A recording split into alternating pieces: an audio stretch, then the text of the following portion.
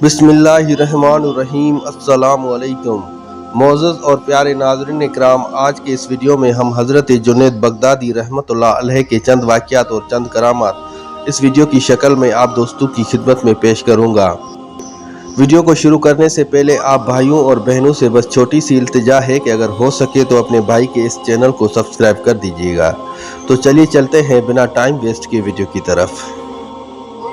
ناظرین کرام، ایک مرتبہ کا ذکر ہے کہ حضرت جنید بغدادی رحمۃ اللہ علیہ جو کہ فنون سپہ سالاری میں یکتا مہارت رکھا کرتے تھے، خصوصاً پہلوانی میں وہ بڑے نامی گرامی تھے۔ ایک بار ایک شخص آیا اور بادشاہ سے کہا کہ میں تمہارے پہلوان سے لڑنا چاہتا ہوں۔ یہ سن کر اس بادشاہ نے کہا کہ میرا پہلوان تو بہت زبردست اور تگڑا ہے اور تم ایک دبلے پتلے سے آدمی ہو، بھلا تم میرے پہلوان کا کیسے مقابلہ کر پاؤ گے؟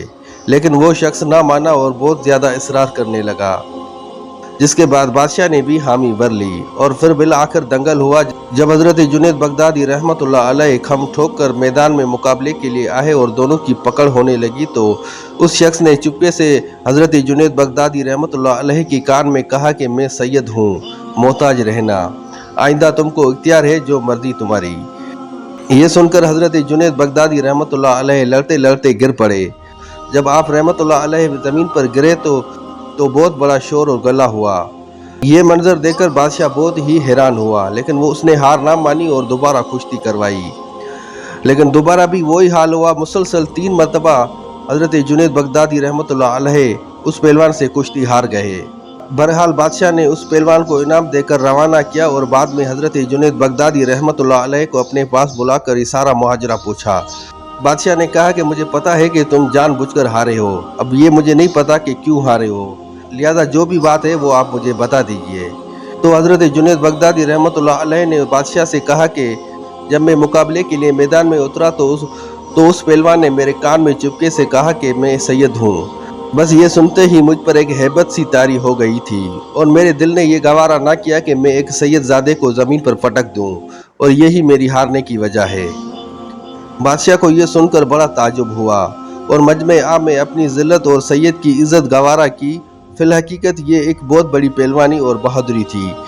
اسی شب رسول اکرم صلی اللہ علیہ وآلہ وسلم حضرت جنید بغدادی رحمۃ اللہ علیہ کے خواب میں آئے اور فرماتے ہیں کہ شاباش جنید۔ دوسرے روز ہی حضرت جنید بغدادی رحمۃ اللہ علیہ نے شاہی ملازمت کو ترک کیا اور فقرہ کی جستجو میں پھرنے لگے اور بالآخر اپنے ماموں حضرت سری سکتی رحمۃ اللہ علیہ کے ہاتھ پر بیعت کی۔ ناظرین اکرام، ایک دفعہ کا واقعہ ہے کہ حضرت جنید بغدادی رحمۃ اللہ علیہ فرماتے ہیں کہ میں ایک مرتبہ جامع مسجد میں بیٹھا ہوا تھا کہ ایک ناگہاں ایک شخص ہمارے پاس آیا اور 2 رکعت نماز ادا کر کے مسجد کے ایک دوسرے کونے میں جا کر لیٹ گیا اور مجھے اشارتاً بلایا اور کہا کہ اے ابو القاسم، اللہ تعالیٰ اور اس بندے کی ملاقات کا وقت ہو گیا ہے، جب میرا انتقال ہو جائے تو آپ کے پاس ایک نوجوان قوال آئے گا، اس کو میری یہ گدڑی، اسحا اور لوٹا دے دینا۔ تو میں نے اسے کہا کہ قوال کیوں کر ہو سکتا ہے؟ تو اس نے فرمایا کہ وہ قوال میری قائم مقامی تک پہنچ گیا ہے۔ حضرت جنید بغدادی رحمۃ اللہ علیہ فرماتے ہیں کہ اس شخص کا اسی دوران انتقال ہو گیا اور ہم نے اس کا کفن دفن کر دیا۔ بس تھوڑی دیر بعد ایک نوجوان مصری ہمارے پاس آیا اور سلام کے بعد کہنے لگا کہ ہماری امانت کہاں ہے؟ اے ابو القاسم، میری امانت مجھے واپس لوٹا دو۔ تو میں نے ان سے کہا کہ کون سی امانت، ذرا بیان فرمائیں۔ میں فلاں قوم کی گھاٹ پر تھا کہ مجھے حاطب نے حکم دیا کہ جاؤ جنید کے پاس جو کچھ بھی ہے وہ لے لو، اور تم فلاں ابدال کے مقام پر قائم کیا گیا ہے۔ حضرت جنید بغدادی رحمۃ اللہ علیہ فرماتے ہیں کہ میں نے یہ سن کر وہ اشیاء اس کے حوالے کر دی